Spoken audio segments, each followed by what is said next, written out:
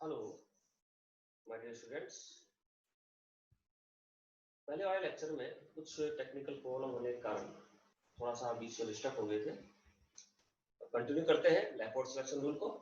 तो लैपोर्ट selection rule में हमने देख चुके थे कि जिराडे टू अनजिराडे, अनजिराडे टू जिराडे अलाउड होता है, जिराडे टू जिराडे नॉट अलाउड होता है, जिराडे कौन से ऑर्बिटल्स जिराडे होते हैं, कौन से ऑर्बिटल्स अनजिराडे होते हैं, उसके बारे में हमने बात करी। ठीक है, आगे चलते हैं कि एक एग्जाम्पल हमने देख लिया था कि अष्टफलकीय संकुल ऑक्टाहेड्रल संकुल जो होते हैं, ऑक्टाहेड्रल कॉम्प्लेक्सेस जो होते हैं, सभी लिगेंड्स यदि समान है तो उसके अंदर सेंटर ऑफ सिमेट्री प्रेजेंट होने के कारण वो कलर लेस होते हैं।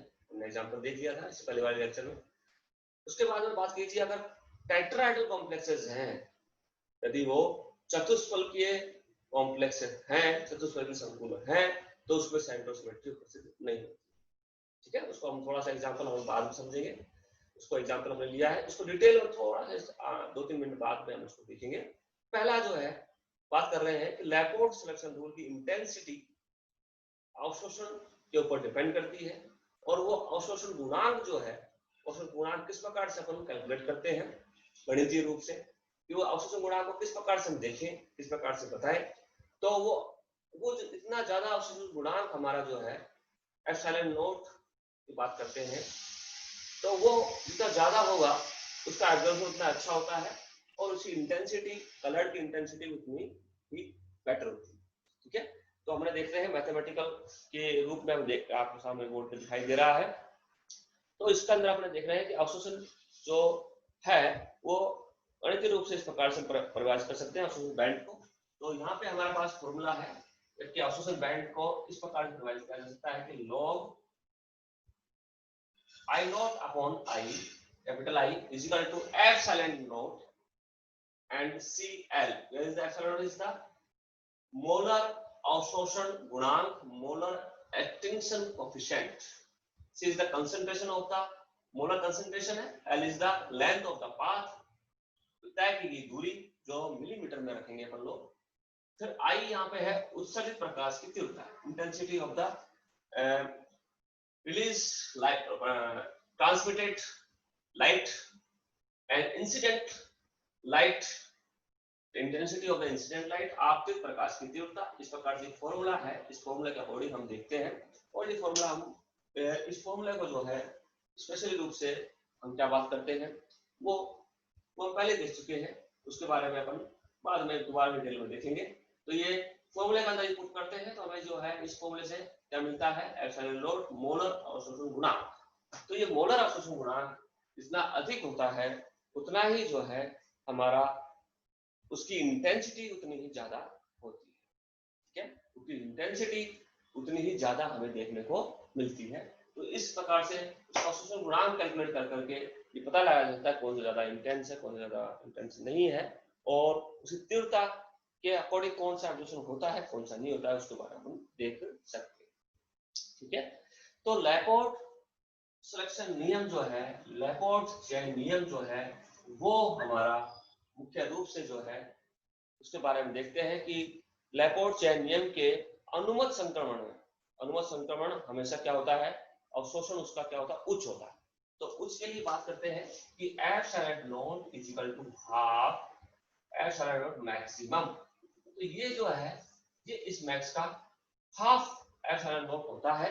तो वो सबसे उच्च अवशोषण को उसके बारे में बताता है। अवशोषण बैंड की जो अर्ध बैंड चौड़ाई है, अवशोषण बैंड की अर्ध बैंड चौड़ाई, या सरल रूप में यूं कहें कि बैंड चौड़ाई को अवशोषण बैंड की तीव्र तरंग संख्याओं की चौड़ाई के रूप में परिभाषित किया जा सकता है, कि बैंड चौड़ाई को अवशोषण बैंड की तरंग संख्याओं की चौड़ाई के रूप में परिभाषित किया जा सकता है। ठीक है, आगे देखें कि लैपोर्ट चेन नियम से अनुमत जो भी संक्रमण होंगे वो अनुमत संक्रमण का अवशोषण उच्च होता है। इनमें क्वांटम संख्याओं में परिवर्तन, खास बात देखने की कोशिश कीजिएगा कि लैपोर्ट संक्रमण में, लैपोर्ट चेन नियम में अनुमत संक्रमण का अवशोषण उच्च होता है, और इसको इनमें जो क्वांटम संख्याओं परिवर्तन जो है वो क्वांटम संख्या दिगंशीय क्वांटम संख्या एजिमुथल क्वांटम संख्या में है उसमें परिवर्तन इस प्रकार से दिखाया जाता है प्लस माइनस वन। अगर ये प्लस माइनस वन उसके अंदर जो संक्रमण हो रहे हैं यानी एक स्तर से दूसरे स्तर में संक्रमण जा रहा है तो इन दोनों का अंतर यानी लोअर स्टेट और हायर स्टेट का अंतर जो है स्टेट का अंतर में उनकी जो एजिमुथल क्वांटम संख्या है या फिर उनकी जो क्वांटम संख्या एजिमुथल क्वांटम संख्या दिगंशीय क्वांटम संख्या का अंतर प्लस माइनस वन होता है तो अकॉर्डिंग टू लैपोर्ट सिलेक्शन रूल वो अलाउड होता है, वो क्या होता है अनुमत होता है, अनुमत संक्रमण होता है और वो अलाउड ट्रांजिशन होता है, वो अलाउड ट्रांजिशन कहा जाता है और वो अनुमत संक्रमण होगा, फॉरबिडन नहीं होगा, वो अलाउड ट्रांजिशन होगा जिसमें कि इसका अंतर प्लस माइनस वन होता है। फॉर एग्जाम्पल को देख सकते हैं अपन, एग्जाम्पल हम बात कर रहे हैं, एग्जाम्पल इस प्रकार ले देखिए कैल्शियम का एग्जाम्पल लेते हैं। कैल्शियम जो है वो हमारा एस ब्लॉक एलिमेंट है और एस ब्लॉक तत्व है एस और उस तत्व के अंदर हम लेके चलते हैं उसके बारे में हम बात करते हैं। वो जो है हमारे लिए अलाउड किस प्रकार से होता है उसको हम देखने की कोशिश करते हैं। कौन ट्रांजिशन जो है हमारे लिए अलाउड होगा, कौन ट्रांजिशन हमारे लिए अलाउड नहीं होगा उसके बारे में बात करें। ठीक है, तो हमने देखा अभी कि del l azimuthal equal plus minus one होगा तो क्या होता है हमारा अनुमत होता है। एग्जांपल लेने को समझने का अनुमत अलाउड ट्रांजिशन के बारे में बात कर रहे हैं। देखिए तो कैल्शियम का हमने एलिमेंट का एग्जांपल ले रहे हैं। कैल्शियम जो है वो एक एस ग्रुप एलिमेंट है, इसके अंदर बाहरी रिएक्शन में 2 इलेक्ट्रॉन पाए हैं। इससे इसमें ट्रांजिशन देखना है S1 और P1 के अंदर ट्रांजिशन हमारा हो रहा है। तो S से P में जा रहा है तो S के लिए L की वैल्यू क्या होगी 0, P के लिए L की वैल्यू क्या होगी 1। दोनों का अंतर हम देखते हैं क्या मिलता है डेल L इक्वल टू, बताइए दोनों का अंतर हम देख रहे हैं तो क्या मिलता है 1 प्लस 1। इस प्रकार से ये हमारा जो है क्या हो जाएगा अलाउड ट्रांजिशन। ठीक है, समझ में आ गया।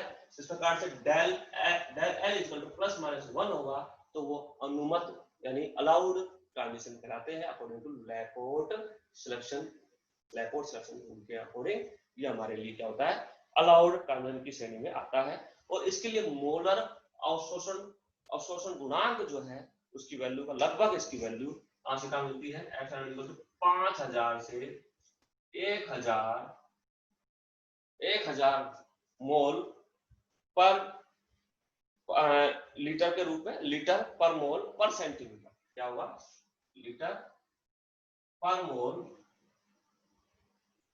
पर सेंटीमीटर इनवर्स के रूप में हमें देखने को मिलता है। पर सेंटीमीटर में ये इसकी यूनिट होगी। तो इस प्रकार से यहां तक हमें 5000 से 1000 के बीच में आएगा तो अवशोषणांक मिलता है और वो कलर शो करता है। और इस प्रकार के ये एलिमेंट जो है आपका कैल्शियम जो है कभी भी आप इसको जलाते हो तो हमें बिल्कुल ब्राउन या चॉकलेटी जो है चॉकलेट के कलर के रूप में हमें फ्लेम इसको मिलती है। तो क्या अपन इसको एनर्जी दी, एनर्जी देने के बाद हमें इस प्रकार की जो है एब्जॉर्प्शन क्रिएट किया, एनर्जी एब्जॉर्ब करने के बाद में यहाँ से ट्रांजिशन होगा तो कलर के रूप में हमें देखने को मिलता है, एक ईंट जैसा जो है कलर हमें मिलता है। इस प्रकार से हम देख सकते हैं। दूसरा जो है हमने बात की थी डी से डी में, डी से डी में ट्रांजिशन जो है अकॉर्डिंग टू लैपोर्ट नॉट अलाउड है, यानी इससे करेंगे तो सममिति केंद्र होने के कारण ये क्या हो जाएगा नॉट अलाउड ट्रांजिशन है और इसमें किसी प्रकार का कलर हमें दिखाई नहीं देगा। ठीक है, लेकिन हम बात करते हैं क्योंकि सीएफटी जो है यहाँ आकर फेल हो जाती है। किस तरह से देखिए कि डी से डी में ट्रांजिशन हम देखते हैं तो यदि डी ऑर्बिटल क्या कहना चाह रहा हूं मैं D orbitals plus P orbitals आपस में क्या हो जाएंगे मिक्स हो जाते हैं, मिक्स हो जाते हैं। तो ऐसी कंडीशन में हमें जो है ये दोनों का मिश्रण मिलने के कारण दोनों शुद्ध रूप से नहीं रह पाते हैं।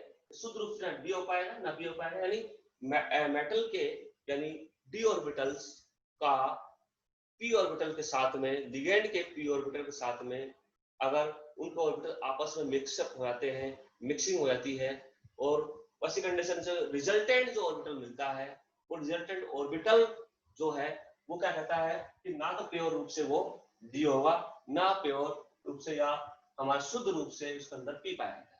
तो क्या हो जाएगा उसके अंदर कि डी ट्रांजिशन यानी जो भी हमारे संकुल बढ़ते हैं उसके अंदर पी जो लिगेंड है, लिगेंड के ऑर्बिटल का भी कंट्रीब्यूशन शुरू हो जाता है। इसलिए उन संकुलों में प्योर रूप से या शुद्ध रूप से डी ऑर्बिटल नहीं पाए जाते हैं, उसमें पी ऑर्बिटल का भी समावेश हो जाता है। इसलिए इसलिए उन ऑर्बिटलों के या उन संकुलों के हमें क्या होता है संक्रमण के द्वारा कलर्ड दिखाई देते हैं या वो कलर्ड कंपाउंड के रूप में आ जाते हैं।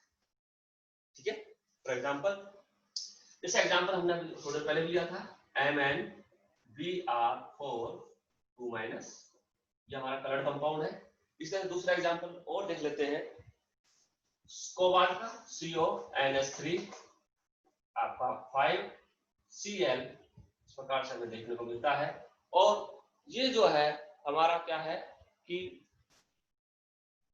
3+ ऑक्सीजन अवस्था के अंदर है, तो इसलिए 2+ अपन देखते हैं। ये दोनों जो है हमारे क्या है कलर्ड कंपाउंड है, रंगीन कंपाउंड है। क्यों? क्योंकि ये प्योरली क्या है लिगेंड जो है वो दो तरह के लिगेंड हो गए, दो तरह के ऑर्बिटल्स उधर पाए गए। ऐसी कंडीशन में इसकी जो स्ट्रक्चर है, संरचना है, इसका जो प्रकृति है वो पूर्ण रूप से सममित नहीं होगी, सिमेट्रिकल नहीं होगी। ऐसी अवस्था में ये जो ऑर्बिटल, ये जो CONS3 जो है वो हमारा क्या हो जाएगा प्योर रूप से डी ट्रांजिशन इसके अंदर नहीं होगा। प्योर रूप से जो है डी से डी में, शुद्ध रूप से डी से डी में ट्रांजिशन ना होकर के कुछ ना कुछ जो है क्लोरीन की या इसके साथ में क्लोरीन के p ऑर्बिटल्स और कोबाल्ट के d ऑर्बिटल्स आपस में इंटरमिक्सिंग हो गए, इंटरमिक्स होकर के वो नए ऑर्बिटल का समावेश करते हैं और हमें जो है लेपोर्ट सिलेक्शन रूल के अनुसार वो प्योर फॉर्म में नहीं होने के कारण वो हमारा ये कंपाउंड जो हो जाएंगे क्या हो जाएंगे कलर्ड हो जाएंगे। ठीक है ना, कलर्ड हो जाएंगे, समिति केंद्र से उपस्थित नहीं होंगे क्योंकि ये सारा एक दूसरे के अलग अलग लिगेंड होने के कारण। ठीक है, तो इस प्रकार से ये जो ऑर्बिटल्स है वो इंटरमिक्सिंग के कारण ये हमें कलर शो करते हैं और इंटरमिक्सिंग की बात CFT थ्योरी नहीं करती है। इसलिए जो है हमारे ये कंपाउंड जो है वो क्या होते हैं कलर्ड कंपाउंड के रूप में बताते हैं। और लेकिन दूसरा अगर हम प्योर फॉर्म में हमने अभी थोड़े पहले देखा था Mn, उससे पहले वाले लेक्चर में देखा था Mn6 2+ जो है कंप्लीटली सभी लिगेंड 6 की 6 लिगेंड समान है, वो समान होने के कारण समिति केंद्र से उपस्थित है। उपस्थित होने के कारण क्या हो जाएगा ये पूरा कॉम्प्लेक्स जो संकुल है वो रंगहीन है, कलरलेस है। ठीक है, ये ध्यान रखेंगे। ठीक है, आगे चलते हैं, आगे हम बात करते हैं इसी तरह से ये जो इंटरमिक्सिंग होने के कारण ये हमारा कलर कंपाउंड हो गया। अब टाइटल कॉम्प्लेक्स और ऑक्टाइडल कॉम्प्लेक्स की बात करें, जैसे कि अपन ने Mn के बारे में बात करी, तो Mn जो है अगर Mn की स्ट्रक्चर हम देखना चाहें इस प्रकार से Mn की स्ट्रक्चर मिलेगी, ये मिलती है यहाँ पे OH वो मिलता है इस प्रकार से, यहाँ पे भी OH2 इस प्रकार से जो है हमें देखने को मिलता है।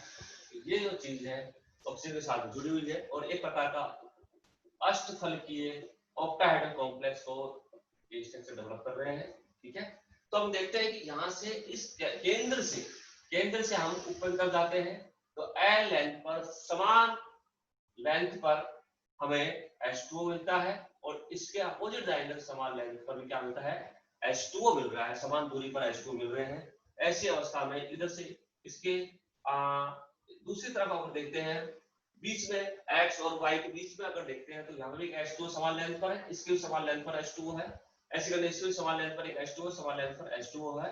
तो इस पूरे कॉम्प्लेक्स में अष्टफलकीय संरचना में सभी जो है समान दूरी पर होने के कारण हमें जो है क्या मिलता है एक समिति केंद्र मिलता है। उस समिति केंद्र के कारण ये पूरा का पूरा जो कॉम्प्लेक्स है उसके अंदर लेपोर्ट सिलेक्शन रूल अलाउड नहीं हो पाता है। सो लेपोर्ट सिलेक्शन रूल अलाउड नहीं होने के कारण ये कंपाउंड जो है ये संकुल जो है क्या होगा रंगहीन होगा। लेकिन माय डियर फ्रेंड्स अगर हम बात करूं चतुष्फलक की संरचना में, चतुष्फलक संरचना हमने लिया Br के फॉर्म में, तो चतुष्फलक संरचना में हम इस प्रकार से चतुष्फलक की संरचना डेवलप करेंगे, बनाते हैं। एक क्यूब बना लीजिए पहले, तो ट्यूब के अंदर बीच में अगर Mn है, Mn की बात कर रहे हैं अपन, Mn Br4 की बात कर रहे हैं, और उसके अंदर मिल रहा है क्या, देखिए Mn है, 4 Br है, तो 4 Br में हम पाते हैं अल्टरनेट प्लग के ऊपर, अल्टरनेट कॉर्नर्स के ऊपर, एड्स के ऊपर हमें क्या मिलता है